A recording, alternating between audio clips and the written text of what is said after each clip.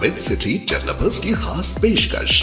जहांगीर पीर दरगाह से 2 किलोमीटर पहले 6,000 रुपए पर स्क्वायर यार्ड, शमशाबाद एयरपोर्ट से कुछ ही दूरी पर। तो जल्द से जल्द हमसे रब्त अदा करें। With City Developers Private Limited, behind Choice Function Hall, VIP Colony, Chandrayan Gutta, Hyderabad.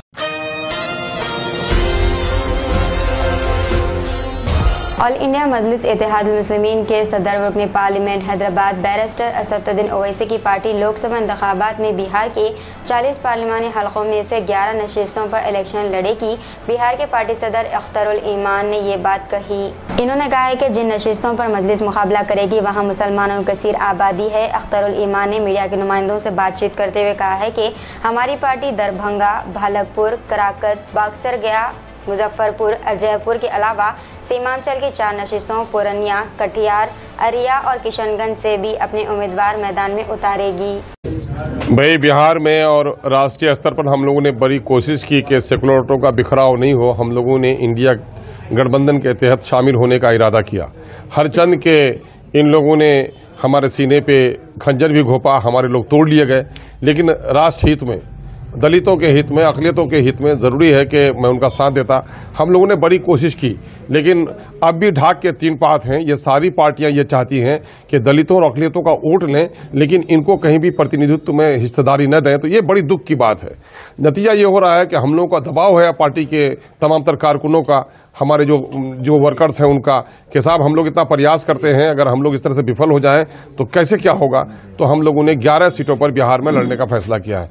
4 सीटें हमारी सीमांचल की, अररिया, पूर्णिया, कटिहार, किशनगंज। यहाँ से मैं घोषित प्रत्याशी भी हूँ। कटिहार से आदिल हसन साहब को इलेक्शन लड़ने का बड़ा दबाव था, उनका नाम पेश किया गया है।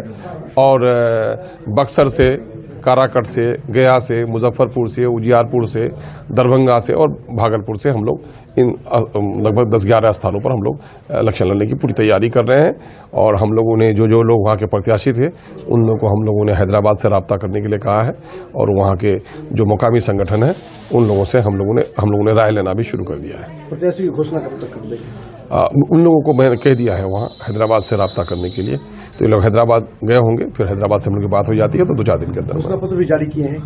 घोषणा तो हम लोग का वही घोषणा पत्र हम लोग का क्या है कि हम सत्ता की लड़ाई नहीं लड़ रहे हैं। हम लड़ाई लड़ रहे हैं इस देश में और इस राज्य में शोषित वंचित वर्गों के लिए। और ये बात मैं कल तक कहता था तो मेरी बात में सदाकत नजर नहीं आती थी, लेकिन नीतीश कुमार जी गलती से काम कर गए और अपने जुर्म की दास्तान लिख गए।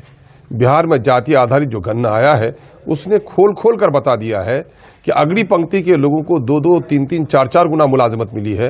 दलितों और अक़लियतों को उसके वाजिब हिस्सा से वंचित कर दिया गया है।